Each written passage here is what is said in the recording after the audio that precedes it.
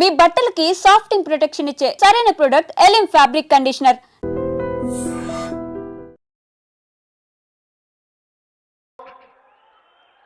జహీరాబాద్ శాసనసభ నియోజకవర్గ పరిధిలో అభివృద్ధి కార్యక్రమాలకు అధ్యక్షత వహించిన మిత్రులు పెద్దలు సురేష్ శెట్కర్ గారు, స్థానిక జహీరాబాద్ శాసనసభ్యులు మాణిక్రావు గారు, ఈ కార్యక్రమంలో నాతో పాటు ముఖ్య అతిథులుగా పాల్గొన్న సహచర మంత్రివర్గ సభ్యులు సోదరుడు మహబూబ్ నగర్ జిల్లా ఇన్ఛార్జ్ మంత్రివర్యులు దామోదర్ రాజ నరసింహ గారు,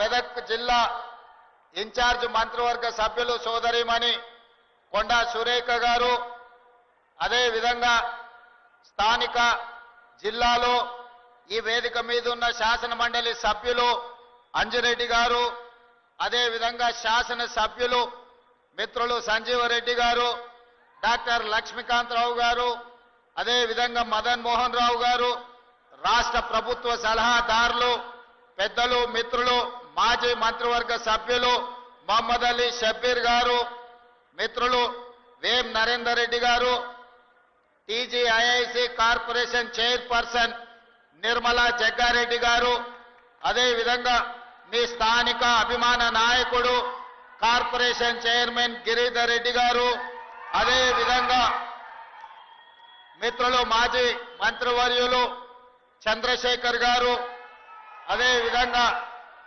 సోదరుడు మాజీ విప్ మాజీ శాసనసభ్యులు మిత్రుడు జగ్గారెడ్డి గారు, నీలం మధు గారు, వేదిక మీద ఉన్న పెద్దలందరూ, ఉన్నతాధికారులు, జిల్లా కలెక్టర్ గారు, అదేవిధంగా అభివృద్ధి కార్యక్రమంలో పాల్గొని ఆశీర్వదించడానికి విచ్చేసిన జహీరాబాద్ నియోజకవర్గం నుంచి వేలాదిగా తరలి వచ్చిన మా ఆడబిడ్డలందరికీ కూడా మనస్ఫూర్తిగా ధన్యవాదాలు, కృతజ్ఞతలు. మిత్రులారా, చాలా సంతోషం. ఈ మంచి కార్యక్రమం రోజు బసవేశ్వరుడి యొక్క విగ్రహావిష్కరణ చేయడం ద్వారా ఈ భూమికి, ఈ ప్రజలకు శాంతి సందేశాన్ని అందించిన గౌతమ బుద్ధుడి తర్వాత బసవేశ్వరుడు ఒక గొప్ప ఆదర్శనీయమైన నాయకుడు. వారి ఆదర్శాలు సామాజిక న్యాయం, వారు ఆనాడు గ్రామ మంటపాలు వారు ఆనాడు సమాజంలో అణచివేతకు గురైన సామాజిక వర్గాలకు, మహిళలతో సహా దళితులకు, గిరిజనులకు, ఆదివాసీలకు, బలహీన వర్గాలకు, మైనారిటీలకు న్యాయం జరగాలి అనంటే వాళ్ళ సమస్యలు తెలవాలి.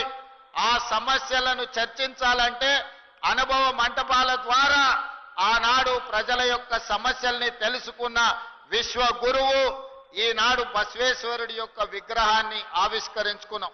ఆ అనుభవ మంటపాల ఆదర్శమే ఈనాడు శాసనసభలు, పార్లమెంట్లు మనం నిర్వహించుకుంటున్నాం. వారే కాదు, ఈ జిల్లా మెదక్ జిల్లా అంటే మీకందరికీ తెలుసు. మెదక్ జిల్లా ఇందిరమ్మ పేరు విడదీయరాని అనుబంధం.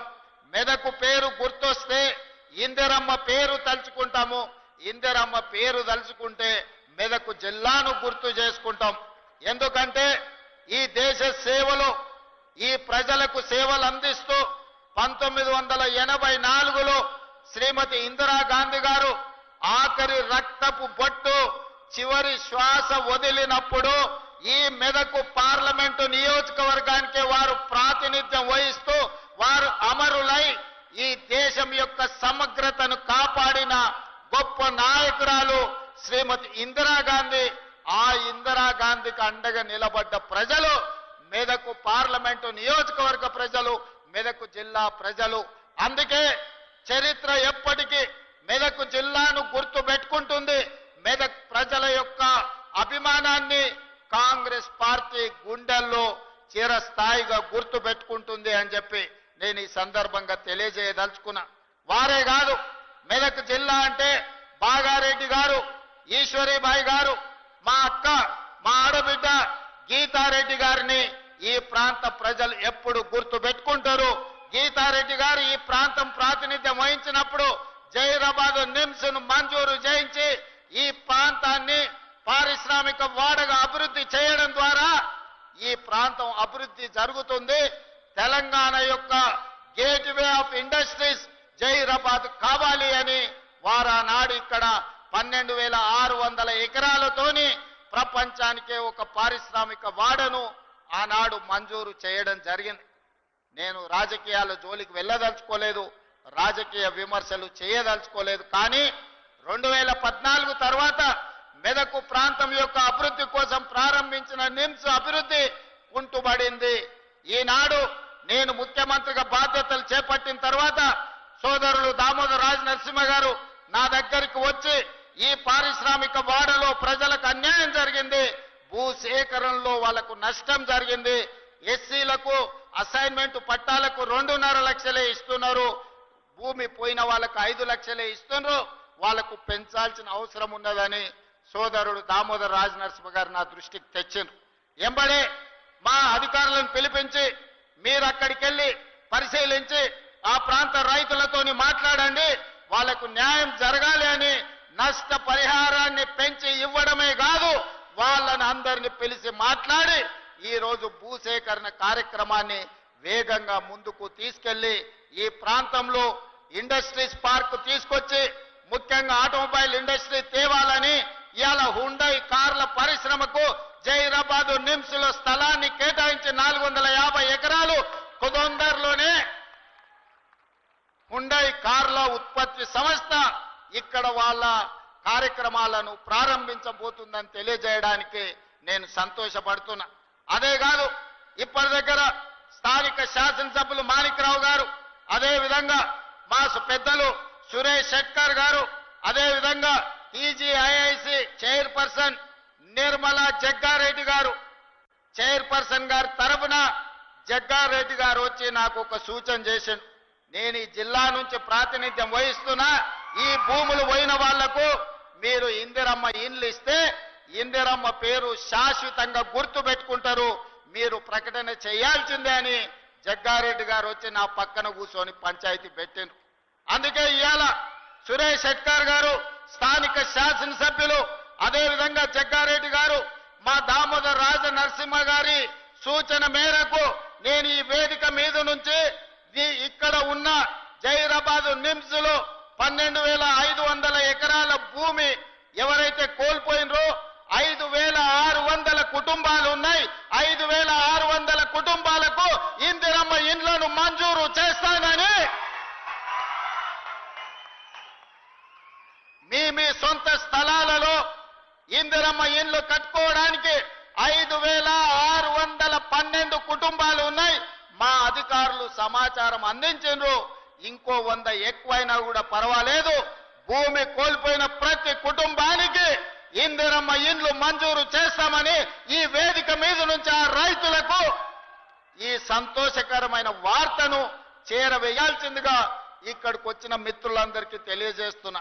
ఎందుకంటే భూమి పోయిన వాళ్ళందరూ కూడా ఈ సభకు రాకపోయి ఉండొచ్చు. అందుకే స్థానిక పార్లమెంట్ సభ్యులు, స్థానిక శాసనసభ్యులు, అదే విధంగా మా జగ్గారెడ్డి గారికి ప్రత్యేకమైన బాధ్యత ఇస్తున్నా.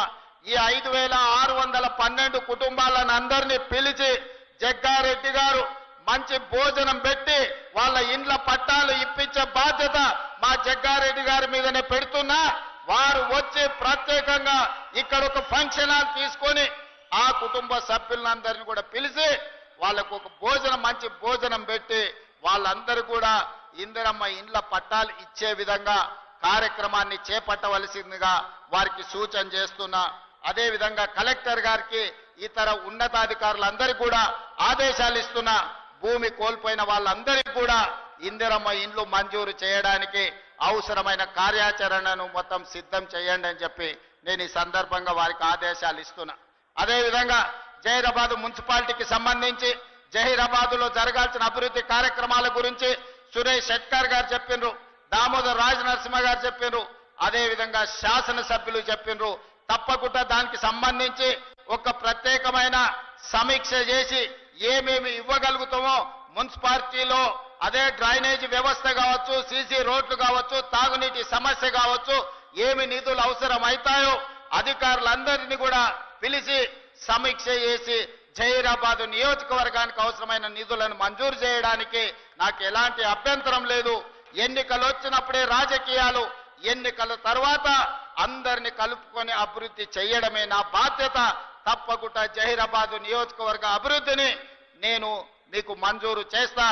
మాజీ మంత్రివర్యులు చంద్రశేఖర్ గారు కూడా 4-5 సార్లు నా దగ్గరికి వచ్చి అడిగిండు, అన్నా గెలిచినా ఓడినా నాకు బాధ లేదు, ఓడిన బాధ ఉన్నా ఓట్లేసిన ప్రజలకు నేను అభివృద్ధి చేయాల్సిన అవసరం ఉంది, జహీరాబాద్ కు మీరు నిధులు ఇవ్వండి అని వారు చాలా సార్లు నాకు విజ్ఞప్తి చేసిండ్రు. తప్పకుండా నిధులు మంజూరు చేస్తానని చెప్పి ఈ వేదిక మీద నుంచి వారికి నేను విజ్ఞప్తి చేస్తున్నా. అదే విధంగా నారాయణ ఖేడ్ కు సంబంధించి మిత్రుడు డాక్టర్ సంజీవరెడ్డి గారు పెద్ద చిట్టే తీసుకొచ్చిండు. వాస్తవంగా వారు మాట్లాడాల్సిన అవసరం ఉండే ఈ వేదిక మీద, కానీ నాకు రేపు ప్రధానమంత్రి గారితో నీతి ఆయోగ్ సమావేశం ఉన్నది, విమానాలు కొన్ని రద్దయితున్నాయి, నేను తొందరగా ఢిల్లీ చేరుకునేది ఉన్నది కాబట్టి వారికి మాట్లాడే అవకాశం రాలేదు. కానీ వారి విజ్ఞప్తి చేసిన టూరిజం, ఎకో టూరిజం సంబంధించి కానీ, అదే విధంగా బసవేశ్వర సంగమేశ్వర సాగునీటి ప్రాజెక్టు విషయంలో కానీ, అదే విధంగా వారు 150 ఎకరాల భూమిని కేటాయించడం, ఏదైనా ఇండస్ట్రీస్ మా నియోజకవర్గానికి తీసుకురావాలి అని వారు అడగడం జరిగింది. ఇదే కాకుండా చెక్ డ్యామ్ గురించి కూడా వారు నా దృష్టికి తీసుకొచ్చిండ్రు.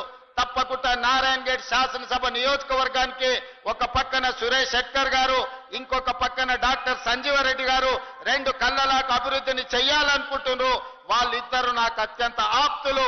తప్పకుండా నారాయణ ఖేడ్ అభివృద్ధి కోసం ప్రత్యేకంగా ఒక సమీక్ష తీసుకొని సంజీవరెడ్డి గారు నాకు దృష్టికి తీసుకొచ్చిన నిధులను మంజూరు చేయడానికి, అనుమతులు ఇవ్వడానికి కూడా సంపూర్ణంగా ప్రయత్నం చేస్తా అని చెప్పి నేను వారికి విజ్ఞప్తి చేస్తున్నా.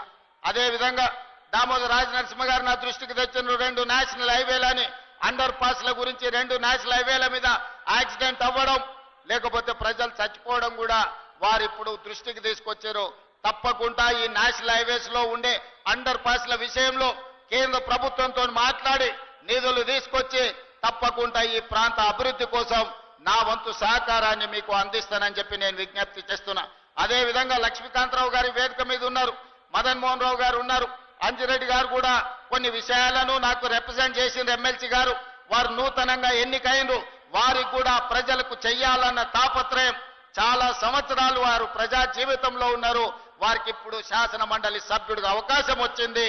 తన వంతు అభివృద్ధి కార్యక్రమాలలో భాగస్వామి కావాలి అని వారు విజ్ఞప్తులు ఇచ్చిండ్రు.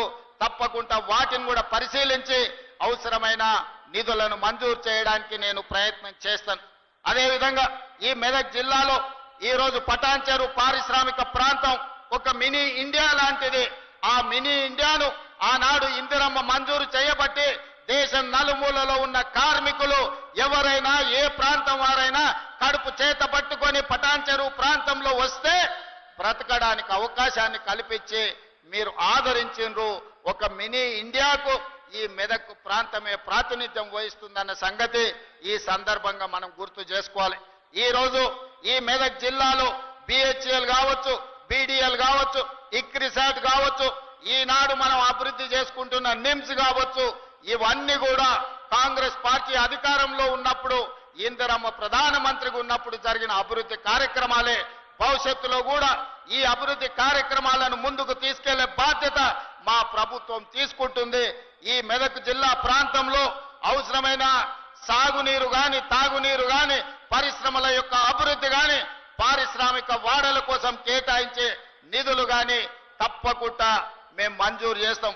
అదే విధంగా వెనకాల నుంచి జగ్గన్న చిట్టి అందిస్తూనే ఉన్నాడు, దామన్న చెప్పనే చెప్పిండు, జగ్గన్న చిట్టిస్తూనే ఉన్నాడు. సింగూరు ఒక మంచి పర్యాటక ప్రాంతం. సింగూరు నుంచి మంజిరా జలాలు ఈ రోజు నగరానికి దాహార్తిని తీరుస్తున్నాయి.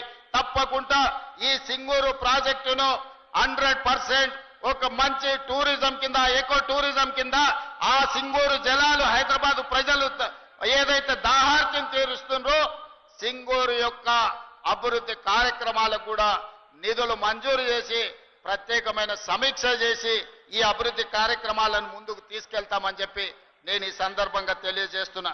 మిత్రులారా, ఈ రోజు ఎన్నికలు ముగిసినాయి. ఇక మనం అభివృద్ధి కార్యక్రమాలు చేసుకోవాల్సిన అవసరం ఉన్నది. మీ అందరి సహకారం ఉండాలి, మీ ఆశీర్వాదం ఉండాలి. ఈనాడు మీకు అందరికీ తెలుసు, తెలంగాణ రాష్ట్రంలో 25,55,364 రైతు కుటుంబాలకు 20,617 కోట్ల రూపాయలు మొదటి సంవత్సరంలోనే రైతు రుణమాఫీ చేసి రైతులను అప్పుల బాధల నుంచి విముక్తి కలిగించిన ప్రభుత్వం మన ప్రభుత్వం అని చెప్పి రైతులకి ఈ రోజు నేను చెప్పదలుచుకున్నా. ఇదే కాదు, రైతుకు 24 గంటలు ఉచిత విద్యుత్ ఇవ్వడమే కాదు, రైతు భరోసా పథకాన్ని కూడా 10,000 సంవత్సరానికి ఎకరాకుంటే 12,000కు పెంచి రైతు భరోసా పథకాన్ని కూడా ఈ రోజు ప్రజలకు అందుబాటులో తెచ్చినాం. భూమి ఉన్న వాళ్ళకే కాదు, భూమి లేని నిరుపేదలకు కూడా మీకు ఉపాధి హామీ పథకం కార్డు ఉంటే ప్రతి కుటుంబానికి 12,000 రూపాయలు ఇవ్వాలి అని ఈనాడు మన ప్రభుత్వం నిర్ణయం తీసుకున్నది. రైతు లేని పేదలను కూడా ఇవాళ మన ప్రభుత్వం ఆదుకునే ప్రయత్నం చేస్తుంది. ఇదే కాదు, ఒకనాడు మీకు తెలుసు, ఒరేసుకుంటే ఉరేసుకున్నట్టే ఆనాటి నాయకుడు, ఆనాటి ముఖ్యమంత్రి అన్నాడు. ఈనాడు మీ సోదరుడుగా రైతులకు అండగా నిలబడాలని మీరు వరి పండిస్తే చివరి గింజ వరకు కొనడమే కాదు, కనీసం మద్దతు ధరతో పాటు సన్న బియ్యానికి 500 రూపాయల బోనస్ ఇవ్వాలని ఇవాళ రైతులకు బోనస్ ఇచ్చి ఆత్మగౌరవంతో బ్రతికే విధంగా ఈ రోజు మన ప్రభుత్వం చర్యలు చేపట్టింది. రైతులకు ఒక్క పక్కన మహిళలు ఇప్పటి దగ్గర మా ఆడబిడ్డలతో చాలాసేపు మాట్లాడినా. ఇవాళ మా ఆడబిడ్డలకు రాష్ట్రంలో ఎక్కడికి వెళ్ళాలన్నా, ఒకనాడు అమ్మగారి ఇంటికి వెళ్ళాలన్నా, అమ్మోరిని దర్శించుకోవాలన్నా ఇంటి ఆయనను బస్సు కిరాయి పైసలు అడిగే పరిస్థితి. మరి ఇవాళ ఆ పక్కన మా అక్కలు చాలా మంది వచ్చారు, వేలాది మంది వచ్చారు. మా ఆడబిడ్డల్ని వెనకాల కూర్చోబెట్టారు. మా వాళ్ళందరూ ముందలుంటే నేను మాట్లాడి తప్పెత్తనం వాళ్ళ చేతికిస్తాను. మా అక్కలు ఏడున్నా మా అక్కల ఆశీర్వాదంతో ఇవాళ మా ఆడబిడ్డలను అడుగుతున్నా, ఆర్టీసీ బస్సులు రాష్ట్రంలో అమ్మగారింటికి వెళ్ళాలన్నా, అమ్మోరిని దర్శించుకోవాలన్నా, మీరు భద్రాచలం రాముల వారి దగ్గరకు పోయినా, యాదగిరిగుట్ట లక్ష్మీ నరసింహస్వామి దగ్గరకు పోయినా బస్సులో ఇవాళ మా ఆడబిడ్డలు ఉచిత ప్రయాణం చేస్తున్నారు. ఇప్పటి వరకు దాదాపుగా ఈ 18 నెలల్లో 5,500 కోట్ల రూపాయలు ఆడబిడ్డల బస్సు ఉచిత ప్రయాణానికి ఈ రోజు నిధులు కేటాయించినమని నేను చెప్తున్నా. అదేవిధంగా సెల్ఫ్ హెల్ప్ గ్రూప్స్, స్వయం సహాయక సంఘాలకు పోయిన సంవత్సరం 20,000 కోట్ల రూపాయలు బ్యాంకు లింకేజ్ ఇచ్చినాం. ఈ సంవత్సరం కూడా 21,000 కోట్ల రూపాయలు బ్యాంకు లింకేజ్ ఇవ్వాలని, మా ఆడబిడ్డల్ని 1,00,00,000 మందిని కోటీశ్వరులను చెయ్యాలని ఈ రోజు కంకణం కట్టుకొని మన ప్రభుత్వం పనిచేస్తున్నది. నిన్ననే శిల్పారామంలో మన ఆడబిడ్డలు చేసిన ఉత్పత్తులను చూడడానికి ప్రపంచంలో ఉండే అందరూ నిన్న శిల్పారామంకి ఆ మహిళలు మిస్ వరల్డ్ కాంపిటీషన్కి వచ్చిన మహిళలందరూ ఈ రోజు నిన్న శిల్పారామం దగ్గరకు వచ్చి మా ఆడబిడ్డల ఉత్పత్తులను కొనుగోలు చేసి ఆడబిడ్డలను అందరిని కూడా కలిసి ఆనందపడ్డారు.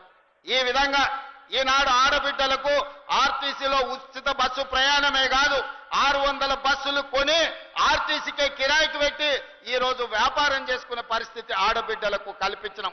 1000 మెగావాట్ల సోలార్ విద్యుత్ ఉత్పత్తి చేసే ఒప్పందాలు విద్యుత్ శాఖతోని చేపించి అదాని అంబానీలతోని ఆడబిడ్డలు పోటీపడి వ్యాపారం చేసేటట్లు ఈ రోజు ఆడబిడ్డలకు అవకాశం ఇచ్చినాం. ఈ రోజు అమ్మ ఆదర్శ పాఠశాల పేరు మీద గ్రామీణ ప్రాంతాలలో ఉన్న పాఠశాలలన్నీ కూడా ఆడబిడ్డలే ఈ రోజు వాటిని నడిపించే విధంగా ఆడబిడ్డలకే పాఠశాలల పెత్తనం ఇచ్చినాం. ఇప్పుడు నిత్యావసర వస్తువులు కూడా సరఫరా చేసేది ఆడబిడ్డలకే అందియబోతున్నాం. మా ప్రభుత్వంలో ఇందిరమ్మను ఆదర్శంగా తీసుకొని సోనియమ్మ నాయకత్వంలో ఆడబిడ్డను ఆర్థికంగా నిలబెట్టాలి. ఒక ఇంట్లో ఒక ఆడబిడ్డ ఆర్థికంగా నిలబడితే కుటుంబాన్ని నిలబడుతుంది, ఆ కుటుంబం బాగుపడుతుంది, ఆ కుటుంబంలో పిల్లలు చదువుకుంటారు, పెద్దవాళ్లకు వైద్య సహాయం అందిస్తారు. ఆ కుటుంబ ఆత్మ గౌరవాన్ని నిలబెట్టాలంటే ఆడబిడ్డలు ఆర్థికంగా నిలదొక్కుకోవాలి. అందుకే ఇవాళ తెలంగాణ రాష్ట్ర ప్రభుత్వం మీ సోదరుడు మీ రేవంత్ అన్న ఆడబిడ్డలకు మాట ఇస్తున్నాడు. 5 ఏళ్ల లోపల ఆడబిడ్డలను 1,00,00,000 మందిని కోటీశ్వరులను చేసే విధంగా, ఇవాళ వ్యాపారాలలో రాణించే విధంగా, ఇంత ముందే పెట్రోల్ బంకులు కూడా స్వయం సహాయక సంఘాలు నడుపుకునే విధంగా ఈ రోజు మనం ప్రారంభించినాం. అంటే ఆడబిడ్డల్ని వ్యాపారంలో రాణించే విధంగా సహకరించాలని ఇవాళ మన వంతు ప్రయత్నం చేస్తున్నాం. అందుకే ఆడబిడ్డల్ని ఈ రోజు ఆదర్శవంతంగా తీర్చిదిద్దే కార్యక్రమంలో ఉన్నాం. అదే విధంగా యువత ఒకనాడు తెలంగాణ ఉద్యమంలో ముందు భాగాన నిలబడి వేలాది లక్షలాది మంది నిరుద్యోగ యువకులు ఉద్యమ బాట పట్టి ఆనాడు తెలంగాణ ఉద్యమాన్ని ఉవ్వెత్తున లేపి తెలంగాణ రాష్ట్రాన్ని సాధించి 1200 మంది బిడ్డల ఆత్మ అమర వీరులైతే వాళ్ళకు ఉద్యోగాలు వస్తాయని ఆశించారు. కానీ 10 సంవత్సరాలు నిరుద్యోగ యువకులకు ఉద్యోగాలు రాలేదు. కానీ ఉద్యమంలో ముందల నిలబడ్డా అని చెప్పిన ఆయన ఇంటి నిండా ఉద్యోగాలు వచ్చినాయి. నేను వాళ్ళని విమర్శించదలుచుకోలేదు, ఎందుకంటే ప్రజలు యువకులు వాళ్ళకి చెప్పాల్సిన గుణపాఠం చెప్పిండ్రు. కానీ మీ సోదరుడు తెలంగాణ రాష్ట్ర ముఖ్యమంత్రిగా బాధ్యతలు చేపట్టిన తర్వాత మొదటి సంవత్సరంలోనే 60,000 ప్రభుత్వ ఉద్యోగాలు ఇవ్వడమే కాదు, ప్రైవేటులో 1,00,000 ఉద్యోగాలు ఇచ్చి 1,60,000 ఉద్యోగాలు నిరుద్యోగ యువకులకు అందించి మీ సోదరుడు తన విశ్వాసాన్ని, తన యొక్క నమ్మకాన్ని మీ దగ్గర నిరూపించుకునే ప్రయత్నం చేస్తున్నాడు. ఈ 15 నెలల్లో దాదాపుగా 3 లక్షల కోట్ల రూపాయలు విదేశీ పెట్టుబడులను తీసుకొచ్చి పారిశ్రామికంగా అభివృద్ధి చేయాలనే ప్రయత్నం చేస్తున్నాం. వీటన్నిటికి కూడా మీ అండ ఉండాలి, మీ ఆశీర్వాదం ఉండాలి. ఇవాళ ఒక పక్కన మహిళల్ని, రెండో పక్కన రైతులను, మూడో పక్కన నిరుద్యోగ యువకులను, విద్యార్థులను ఆదుకోవాలంటే ఈ ప్రభుత్వానికి మీరు నిండు మనసుతోని ఆశీర్వాదం అందించాలి. అప్పుడే ఈ కార్యక్రమాలను ముందుకు తీసుకువెళ్ళగలుగుతాం. మీ అందరు అండగా నిలబడండి. ఈ ప్రాంతాన్ని అభివృద్ధి చేసే బాధ్యత నేను తీసుకుంటాను. నేను మళ్ళొక్కసారి చెప్తున్న, ఎన్నికలు వచ్చినప్పుడే రాజకీయాలు, ఎన్నికల తర్వాత అభివృద్ధి చేయడమే నా లక్ష్యం. కేంద్ర ప్రభుత్వ సహకారం తీసుకుంటాం. నరేంద్ర మోడీ గారు ఒక్కసారి కాదు 50 సార్లైనా కలుస్తాం. మనకు రావాల్సిన నిధులు తెచ్చుకుంటాం, తీసుకోవాల్సిన అనుమతులు తీసుకొస్తాం. ఎందుకంటే కేంద్ర రాష్ట్ర ప్రభుత్వాలు సహకరించుకున్నప్పుడే, కలిసిమెలిసి పనిచేసినప్పుడే రాష్ట్రం అభివృద్ధి జరుగుతుంది తప్ప చెరువు మీద అలిగి కడుక్కోకుండా ఉంటే మనకే వాసన వస్తుందన్న సంగతి మీకు అందరికీ తెలుసు. పోయిన ఆయన చెరువు మీద అలిగి ఫామ్ హౌస్లో వండుకుంటే ఏమైందా? ఇవాళ ఇంటికి పోయే పరిస్థితి వచ్చింది. అందుకే అట్లాంటి తప్పులు నేను చెయ్యదలుచుకోలేదు. ఎవరు ఏమనుకున్నా ఎన్నికలు వచ్చినప్పుడు ఎవరితోనైనా కొట్లాడతా. సోనియా గాంధీ, రాహుల్ గాంధీ, మల్లికార్జున్ ఖర్గే నాయకత్వంలో వార్డు మెంబర్ నుంచి పార్లమెంట్ మెంబర్ వరకు మన వాళ్ళని గెలిపించుకోవడానికి నా సాయశక్తుల కష్టపడతా, నా రక్తాన్ని చెమటగా మార్చి మీకోసం పనిచేస్తా. రోజులో 24 గంటలు కార్యకర్తలు కాపాడుకొని ప్రజా ప్రతినిధులుగా గెలిపించుకునే బాధ్యత నాది. అదే సందర్భంలో నమ్మకంతో, విశ్వాసంతో ఓట్లేసిన ప్రజలకు సంక్షేమ పథకాలు అమలు చేయాలి, అభివృద్ధి కార్యక్రమాలు చేపట్టాలి, పారదర్శకమైన పరిపాలన అందించాలి. ఇవాళ సంక్షేమ పథకాలు అమలు చేయాలంటే రాష్ట్రానికి ఆదాయం రావాలి. రాష్ట్రానికి ఆదాయం పెరగాలంటే ఐటీ, ఫార్మా ఇండస్ట్రీతో పాటు ఇవాళ ఇండస్ట్రియల్ పార్కులు రావాలి, పరిశ్రమలు వచ్చి పెట్టుబడులు పెట్టి మన నిరుద్యోగ యువకులకు ఉద్యోగాలు వచ్చి రాష్ట్ర ఆదాయం పెరిగితే ఆదాయాన్ని పెంచాలి, పేదలకు పంచాలి అనే లక్ష్యంతో ఈ రోజు రాష్ట్రాన్ని ముందుకు నడిపిస్తున్నాం.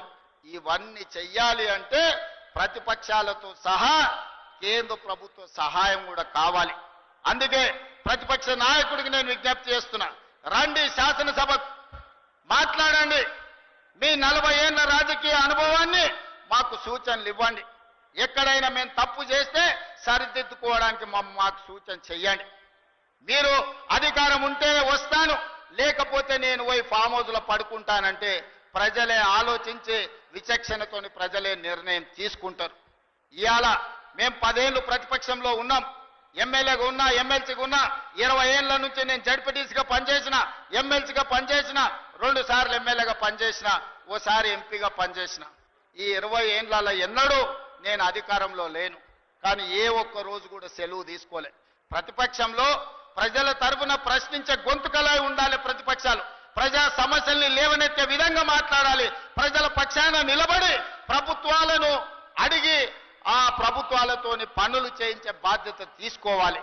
అప్పుడే రాణిస్తాం, ఏదో ఒక రోజు అధికారంలోకి రావడానికి అవకాశం ఉంటుంది. 20 ఏళ్ళు ప్రతిపక్షంలో నిలబడి జడ్పీటీసీగా, ఎమ్మెల్సీగా, ఎమ్మెల్యేగా, ఎంపీగా, కాంగ్రెస్ పార్టీ అధ్యక్షుడిగా పనిచేసిన కాబట్టి ప్రజలు నిండు మనసుతోని ఆశీర్వదించి 92 లక్షల మంది ఓట్లేసి తెలంగాణ రాష్ట్ర ముఖ్యమంత్రిగా ఈ రోజు బాధ్యత ఇచ్చిండ్రు. ఆ బాధ్యతతోనే ఇవాళ జహీరాబాద్కు వచ్చిన జహీరాబాద్ ప్రజలకు ఆగిపోయిన పనులను పూర్తి చేయాలన్న ఆలోచనతోటి మీ అందరినీ కలిసిన. ఏ రోజు కూడా నేను ముఖ్యమంత్రిగా అహంభావం వ్యక్తం చేయలే.